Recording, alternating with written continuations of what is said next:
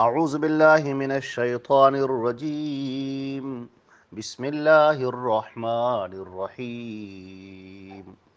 وقل الحق من ربکم فمن شاء فلیؤمن ومن شاء فلیکفر انا اعتدنا للظالمین نارا احاط بهم سرادقها وَإِن يَسْتَغِيثُوا يُغَاثُوا بِمَاءٍ كَالْمُهْلِ يَشْوِي الْوُجُوهَ بِئْسَ الشَّرَابُ وَسَاءَتْ مُرْتَفَقًا إِنَّ الَّذِينَ آمَنُوا وَعَمِلُوا الصَّالِحَاتِ إِنَّا لَا نُضِيعُ أَجْرَ مَنْ أَحْسَنَ عَمَلًا۔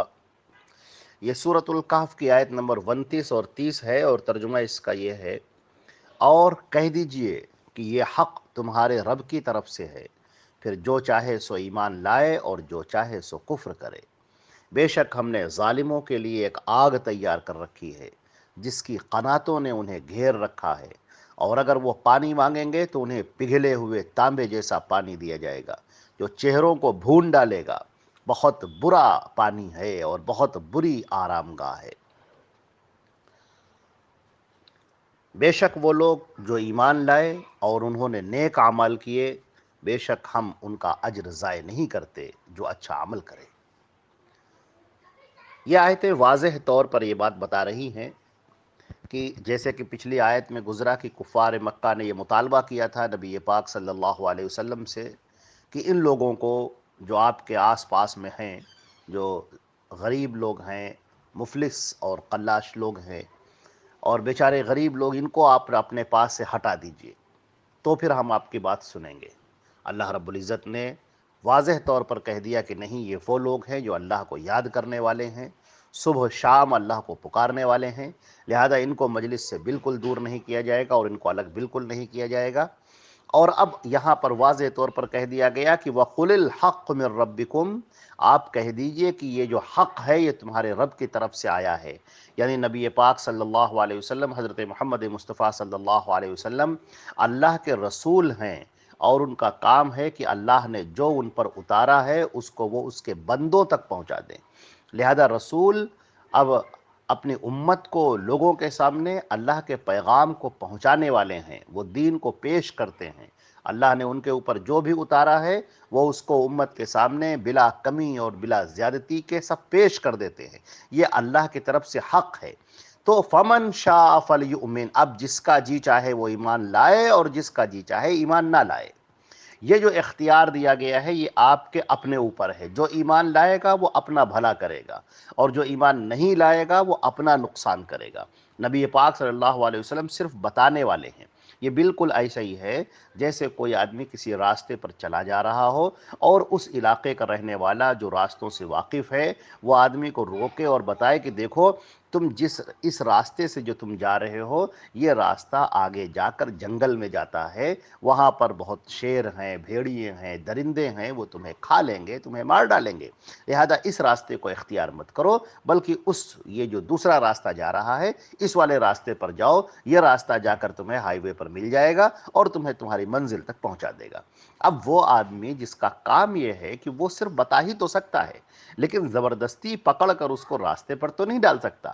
لیکن اگر کوئی آدمی ضد پر اڑ جائے اور کہے کہ نہیں، تم ضرور ہم کو گمراہ کر رہے ہو، تم ضرور ہم کو بہکا رہے ہو، ضرور تمہارا کچھ نہ کچھ اس میں فائدہ ہے، لہٰذا ہم تو اسی راستے پر جائیں گے، یہ راستہ جس کو تم بتا رہے ہو کہ جنگل کی طرف جا رہا ہے، ہم اسی راستے پر چلیں گے اور ہم تمہاری بات نہیں مانیں گے۔ اور وہ آدمی کہے کہ ٹھیک ہے، میرا کام تو صرف تم کو بتا دینا تھا، ایک انسانیت کی ہمدردی کے ناطے اور انسانیت کے ناطے ہم نے تم کو یہ بتا دیا کہ یہ راستہ ہے وہ جنگل کو جاتا ہے اور یہ راستہ ہے جو سیدھے راستے کو جاتا ہے۔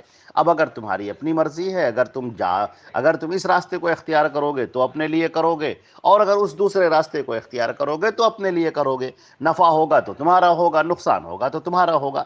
اس میں اس بتانے والے کا کیا ہے؟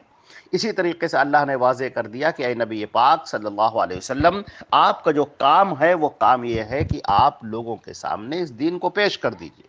اب کوئی اس کو قبول کرتا ہے تو اس کا اپنا فائدہ ہوگا، وہ کامیابی سے ہمکنار ہوگا، جنت کی نعمتوں سے بہرہ مند ہوگا، اور اگر کوئی اس بات کو نہیں مانتا ہے تو وہ اپنا نقصان کرے گا، جہنم میں جلے گا، اور وہاں پر بہت برا اس کا ٹھکانہ ہوگا۔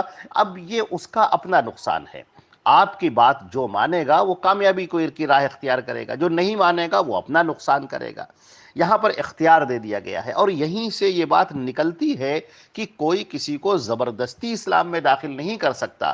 ہمارے بہت سارے غیر مسلم بھائیوں کا خیال یہ ہے کہ مسلمانوں نے لوگوں کو زبردستی اسلام میں داخل کیا۔ یہ بالکل غلط بات ہے اور انتہائی واہیات بات ہے۔ ایسا بالکل نہیں ہے۔ کوئی کسی کو ایمان تو دل کے ماننے کا نام ہے، ایمان تو عقیدے کا نام ہے، تسلیم کر لینے کا نام ہے، مان لینے کا نام ہے، دل کے اندر بیٹھ جانے کا نام ہے۔ کوئی کسی کے ہاتھ پیروں سے تو مجبور کر سکتا ہے، لیکن کیا کوئی کسی کے دل کے اندر بھی بیٹھ سکتا ہے؟ کوئی کسی کے ذہن کے اندر بھی بیٹھ سکتا ہے؟ لہذا یہ اسلام نے کسی کو مجبور نہیں کیا ہے۔ ہاں، اسلام نے اپنی تعلیمات پیش کی ہیں، آدمی اس کو پڑھے اور جس کی سمجھ میں آئے اسے تسلیم کرے، اور جس کی سمجھ میں نہ آئے اسے نہ مانے۔ جو مانے گا وہ اپنا فائدہ کرے گا، جو نہیں مانے گا وہ اپنا نقصان کرے گا۔ اللہ نے فرمایا کہ اب اگر کوئی شخص اس اسلام کو قبول نہیں کرتا ہے، دین اسلام کو نہیں قبول کرتا ہے، اللہ کے رسول کی بھیجی ہوئی باتوں کو نہیں مانتا ہے، تو کیا ہوگا؟ اِنَّا أَعْتَدْنَا لِلظَّالِمِينَ نَارًا، تو ہم نے تیار کر رکھا ہے ظالموں کے لیے آگ کو۔ یہ ظالمین کون ہیں؟ ظالموں کا مطلب کیا ہے؟ یہاں پر شرک کرنے والے۔ شرک سب سے بڑا ظلم ہے، جیسے سورہ لقمان کے اندر کہا گیا اِنَّ الشِّرْكَ لَظُلْمٌ عَظِيمٌ، بے شک شرک کرنا سب سے بڑا ظلم ہے۔ تو یہاں پر للظالمین سے مراد مشرکین اور کفار ہیں۔ اِنَّا أَعْتَدْنَا لِلظَّالِمِينَ نَارًا، اور ہم نے ظالموں کے لیے آگ تیار کر رکھی ہے۔ احاط بہم سرادقها، اور جس کو چاروں طرف سے قناتیں اس کو گھیر لیں گی، یعنی وہ آگ کے درمیان میں ہوگا اور چاروں طرف اس کے آگ ہوگی، امڑتی ہوئی آگ۔ وہ نکلنا چاہے گا تو اس میں سے نکل نہیں سکتا ہے، وہ بھاگنا چاہے گا تو بھاگ نہیں سکتا ہے، اس کو اس عذاب میں رہنا ہی ہوگا، اس کو وہ عذاب سہنا ہی ہوگا، اس کو وہ تکلیفیں برداشت ہی کرنی ہوں گی۔ اور اگر اس کی کھال جل جائے گی جب، تو اس کو دوسری کھال دی جائے گی تاکہ وہ ان عذاب کا مزہ چکھے، جو طرح طرح کے عذاب ہیں، طرح طرح کی جو اللہ کی سزائیں ہیں، ان سزاؤں کو اسے جھیلنا ہی ہوگا، ان سزاؤں کو اسے برداشت ہی کرنا ہوگا۔ چاروں طرف سے آگ اسے گھیرے ہوئے ہوگی، اور وہ نکلنا چاہے گا تو وہاں سے نکلنا اس کے لیے محال ہوگا، وہ نکل ہی نہیں سکتا ہے۔ اور وہاں پر وہ پانی مانگے گا، کہے گا مجھے پانی پلا دو، اس کو پیاس لگے گی، پیاس کا تڑقا ہوگا، وہ پانی مانگے گا تو اسے پانی نہیں دیا جائے گا۔ جو پانی دیا جائے گا وہ انتہائی کھولتا ہوا ہوگا، جیسے کہ تانبا کھولتا ہے، انتہائی گرم، انتہائی گرم، اس کے یشوی الوجوہ، چہروں کو جلا دے گا ایسا پانی۔ اور کھانے کے لیے کیکر کی چیزیں ہوں گی جو حلق میں اس کے پھنستی ہوئی چلی جائیں گی۔ بہت برا کھانا ہے جہنمیوں کا یہ کھانا۔ بئس الشراب، کتنا مشروب، یہ جو پینے کی چیز ہے انتہائی بری ہے۔ وہ سات مرتفقہ، اور جو اس کی آرام گاہ ہے، یہاں پر جو آرام گاہ کہا گیا بطور طنز کے کہا گیا، یہ ایک آرام گاہ جو اس کی ہے، جہاں پر وہ آرام کرنے کے لیے آیا ہے، جہاں پر وہ اپنی دنیا چھوڑ کر یہاں آرام کو، وہ بہت بری جگہ ہے۔ وہاں پر وہ رہ نہیں سکتا، وہاں پر وہ پریشانیاں، جس قسم کی پریشانیاں ہیں وہ اس کو اب تو سہنی ہوں گی اپنے اعمال کے نتیجے میں۔ اور اس کے بالمقابل اللہ نے فرمایا ان الذین آمنوا، یہ تو حالت ہے کفر کی، کفر کرنے والوں کی، شرک کرنے والوں کی یہ حالت ہے۔ لیکن جو لوگ ایمان لائے، جو لوگوں نے اللہ کو تسلیم کیا، اس کے رسول کو تسلیم کیا، جنت دوزخ کو تسلیم کیا، نبی پاک صلی اللہ علیہ وسلم کی باتوں پر ایمان لے کر آئے، آپ صلی اللہ علیہ وسلم پر ایمان لے کر آئے، جو مومنین ہیں، وَعَمِلُوا الصَّالِحَاتِ، اور انہوں نے نیک کام کیے۔ نیک کام کیا ہے؟ الصالحات کا مطلب کیا ہے؟ اللہ کے رسول نے جو عبادتیں بتائی ہیں، جو طریقے بتائے ہیں، جو چیزیں بتائی ہیں، جو احکامات دیے ہیں، ان کو تسلیم کرنا، ان پر عمل کرنا، یہ صالحات ہیں۔ نبی پاک صلی اللہ علیہ وسلم کی پیش کی ہوئی چیزیں، اللہ کے رسول کی بتائی ہوئی چیزیں، آپ کے احکامات دیے ہوئے، یہ سب کے سب صالحات میں شامل ہیں۔ جو بھی نیک کام کرے گا اور ایمان لایا پھر نیک کام کیے، معلوم یہ ہوا کہ اگر ایمان نہیں ہے تو نیک کام بھی معتبر نہیں ہے۔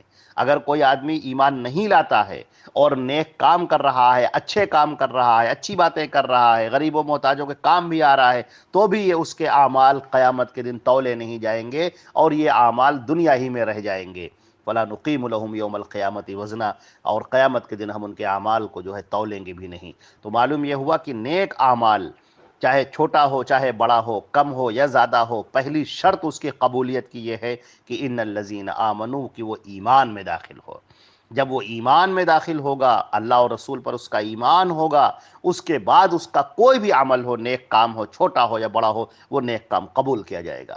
اللہ نے فرمایا انا لا نضيع اجر من احسن عملا، بے شک جس نے بھی نیک کام کیا ہے، جو بھی حسن عمل کرنے والا ہے، ہم اس کے عمل کو ضائع نہیں کرتے ہیں۔ حسن عمل کی تشریح اس سے پہلے گزر چکی ہے کہ حسن عمل کہتے ہیں کہ جو کام اخلاص کے ساتھ کیا جائے، بغیر ریاکاری کے، صرف اللہ کے لیے، اور دوسری بات وہ نبی پاک صلی اللہ علیہ وسلم کے حکم کے مطابق ہو، ان کے لائی ہوئی شریعت کے مطابق ہو۔ اگر اپنی من گھڑن چیزیں ہیں تو بدعات اور خرافات میں شامل ہیں، وہ اس میں شامل نہیں ہیں۔